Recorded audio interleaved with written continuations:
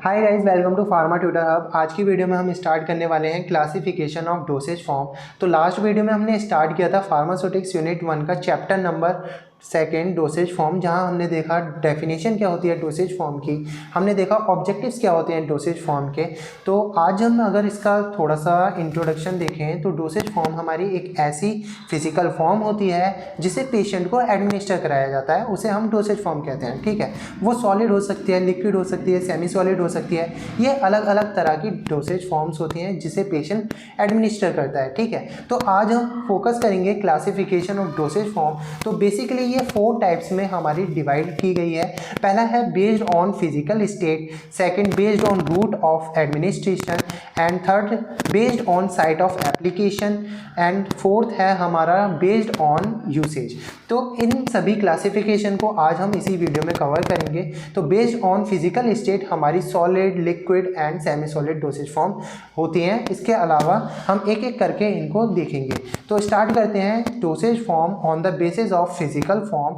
तो हमारी अलग अलग तरीके की फिजिकल फॉर्म्स होती हैं, जैसे सॉलिड डोसेज फॉर्म हो गई, लिक्विड डोसेज फॉर्म हो गई, सेमी सॉलिड डोसेज फॉर्म हो गई, एंड गैसियस डोसेज फॉर्म। तो ये अलग अलग तरह की डोसेज फॉर्म्स होती हैं, इन्हें हमें पढ़ना है। ठीक है, तो अगर हम सॉलिड डोसेज फॉर्म के बारे में देखें तो ये ऐसी डोसेज फॉर्म होती हैं जो सॉलिड इन नेचर होती हैं।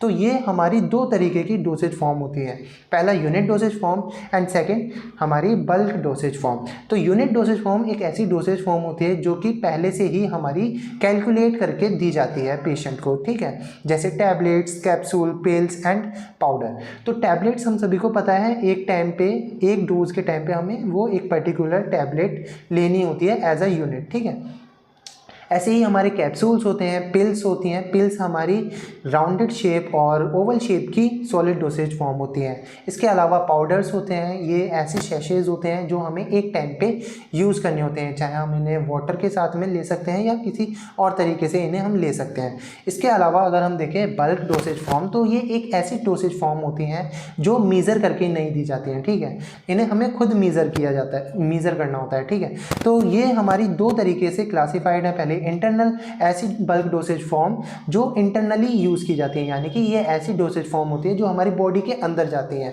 जैसे fine powders, granules and effervescent granules. तो फाइन पाउडर हम सभी को पता है, ये फाइन पाउडर्स होते हैं और जिन्हें हमें लेना होता है। ठीक है, इसके बाद में आते हैं ग्रैन्यूल्स। ये हमारे फाइन पाउडर के को मिला के एक ग्रैन्यूल्स टाइप में बनाए जाते हैं। ठीक है, इसके बाद में आते हैं एफरवेसेंट ग्रैन्यूल्स।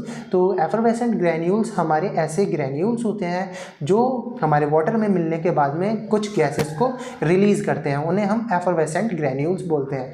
ठीक है, इसके बाद में आती हैं एक्सटर्नल ऐसी डोसेज फॉर्म जो हमारी बॉडी के बाहर यूज़ की जाती हैं, चाहे वो स्किन हो। ठीक है, तो ये एक एग्जाम्पल है हमारे एक्सटर्नल डोसेज फॉर्म का। ठीक है, तो इसके अंदर कौन कौन सी डोसेज फॉर्म आती हैं? Dusting powder, insufflation, dentifrices, snuff and tar powder. तो ये कुछ एग्जांपल हैं हमारे externally use solid dosage form के। ठीक है, इसके बाद में देखते हैं लिक्विड डोसेज फॉर्म। तो लिक्विड डोसेज फॉर्म हमारी फर्दर 2 तरीके से क्लासीफाई की गई हैं, biphasic and monophasic. Monophasic liquid dosage form ऐसी डोसेज फॉर्म होती हैं जिनका जो एपीआई होता है वो सॉल्वेंट में पूरी तरीके से मिक्स हो जाता है, होमोजेनियसली मिक्स हो जाता है, उन्हें हम बोलते हैं मोनोफेजिक डोसेज फॉर्म। और बाईफेजिक डोसेज फॉर्म ऐसी डोसेज फॉर्म होती हैं जिनके फेजेस अलग रहते हैं, यानी कि ये पूरी तरीके से दूसरे सॉल्वेंट के अंदर मिक्स नहीं हो पाती हैं। ठीक है, तो कुछ जो इनके मॉलिक्यूल्स होते हैं वो एक दूसरे से सेपरेट रहते हैं। ठीक है, उन्हें हम बोलते हैं बाईफेजिक डोसेज फॉर्म। ठीक है, तो इसके अंदर कुछ एग्जांपल हैं emulsion and suspension. Emulsion and suspension दोनों ही बाईफेजिक हैं। इनके अंदर जो इमल्शन होते हैं, इनके अंदर 2 लिक्विड एक दूसरे से मिल नहीं पाते हैं, थोड़े थोड़े अलग रहते हैं। ठीक है, तो इनके अंदर 2 फेजेस होते हैं। सस्पेंशन ऐसे हमारे लिक्विड डोसेज फॉर्म होते हैं जिनके अंदर जो सॉलिड होते हैं वो फ्लोट करते रहते हैं लिक्विड डोसेज फॉर्म, मतलब एक सॉल्वेंट के अंदर, उन्हें हम सस्पेंशन बोलते हैं। अब देखते हैं monophasic dosage liquid dosage form के अंदर। तो ये दो तरीके से क्लासिफाइड है, इंटरनल एंड एक्सटर्नल। तो इंटरनल वही सेम हमारी बॉडी के अंदर दी जाने वाली, एक्सटर्नल हमारी बॉडी के बाहर अप्लाई करने वाली डोसेज फॉर्म। तो इंटरनल के अंदर हमारे सिरप्स आते हैं, एलिक्सर्स आते हैं, लिंक्टन्स आते हैं एंड ड्रॉप्स आती हैं। तो ये सभी हम इंटरनली यूज़ करते हैं। सिरप्स हम सभी को पता है ये हमारे शुगर सॉल्यूशंस होते हैं, यानी कि इनके अंदर शुगर की कंसंट्रेशन ज़्यादा होती है। एलिक्सर्स हमारे ऐसे सॉल्यूशंस होते हैं जो जिनके अंदर अल्कोहल का कंटेंट ज़्यादा होता है। फिर ऐसे ही हमारे लिंक्टन्स आते हैं एंड ड्रॉप्स आते हैं। इसके बाद में देखते हैं एक्सटर्नल डोसेज फॉर्म के अंदर। तो इसके अंदर भी हमारे कई तरीके के डोसेज फॉर्म्स होती हैं, जैसे lotions, gargles, throat paints, spray, nasal drops, eye drops, mouth washes and eye drops. तो इसके अंदर लोशंस हमारी ऐसी डोसेज फॉर्म्स होती हैं जो एक्सटर्नली बॉडी की स्किन पे लगाई जाती हैं। ये थोड़े से लिक्विड इन नेचर्स होते हैं। और इसके बाद में देखें गार्गल्स, ऐसे गार्गल्स को हम गरारे करने के लिए यूज़ करते हैं, ठीक है। थ्रोट पेंट्स हमारे गले के अंदर लगाए जाते हैं जिससे हमारी जो खराशें हैं उसे कम किया जा सके, ठीक है। स्प्रे, नेज़ल ड्रॉप्स यानी कि ऐसी ड्रॉप जो हमारी नोज़ में लगाई जाती हैं, एंड आई लोशंस यानी कि ये ऐसी डोसेज फॉर्म्स होती हैं जो आई को वॉश करने में यूज़ की जाती हैं। इसके साथ आते हैं mouth washes and eye drops. तो माउथ वॉशेस हमारे माउथ के जो इन्फेक्शन है उसको ख़त्म करने के लिए और जो बैड ऑडर होता है उसे हटाने के लिए माउथ वॉशेस का यूज़ किया जाता है। आई ड्रॉप्स हमारी ऐसी ड्रॉप्स होती हैं जो आई में यूज़ की जाती हैं एक्सटर्नली, ठीक है। इसके बाद में हम देखते हैं सेमी सॉलिड डोसेज फॉर्म। तो ये भी ऐसी डोसेज फॉर्म होती हैं जो ना तो सॉलिड होती हैं ना ही लिक्विड होती हैं, ठीक है। ये बीच की कंसिस्टेंसी जो होती है जिसे हम सेमी सॉलिड बोलते हैं वो टाइप का इनका नेचर होता है। तो ये भी हमारी दो तरीके से क्लासिफाई की गई हैं, इंटरनल एंड एक्सटर्नल। तो इंटरनल हमारी जो सॉलिड डोसेज फॉर्म है इसके अंदर हमारी पैसेज एंड सपोजिटरीज आ जाती हैं। पैसेज ऐसी सेमी सॉलिड डोसेज फॉर्म होती हैं जो वजाइना में यूज़ की जाती हैं, और सपोजिटरीज ऐसी डोसेज फॉर्म होती हैं जो रेक्टल रूट में यूज़ की जाती हैं, ठीक है। ये सेमी सॉलिड डोसेज फॉर्म क्या करती हैं, बाद में ये थोड़ी सी लिक्विफाइड होने लगती हैं और ये उस रूट में एब्जॉर्ब होने लगती हैं, ठीक है। इसके बाद में देखते हैं एक्सटर्नल। तो एक्सटर्नल के अंदर हमारे मेन ये ointment, cream, paste and gels आते हैं। ऑइंटमेंट हमारे थोड़े सॉलिड इन नेचर होते हैं, क्रीम हमारे ऐसे होते हैं जो जल्दी स्प्रेड हो जाते हैं हमारे स्किन पे लगने के बाद। फिर इसके बाद में हमारे पेस्ट आते हैं एंड जेल। इसके बाद में हम देखते हैं गैसेस डोसेज फॉर्म के बारे में। तो इसके अंदर मेन हमारे एरोसोल्स और इनहेलर्स आते हैं। तो जो एरोसोल्स होते हैं ये ऐसी डोसेज फॉर्म होती है जिनके अंदर हमारी जो API होती है यानी एक्टिव फार्मास्यूटिकल इंग्रेडिएंट, जिसका रिस्पॉन्स होता है हमारी किसी भी डिसीज़ को क्योर करने के लिए, ठीक है। तो वो जो API होता है वो हमारे गैस के अंदर मिक्स होता है, ठीक है। तो उन्हें हम बोलते हैं एरोसोल्स। और फिर आते हैं हमारे इनहेलेशंस। तो ये क्या करते हैं, ये डायरेक्टली हमारी लंग्स पे ये API को पहुंचाने का काम करते हैं।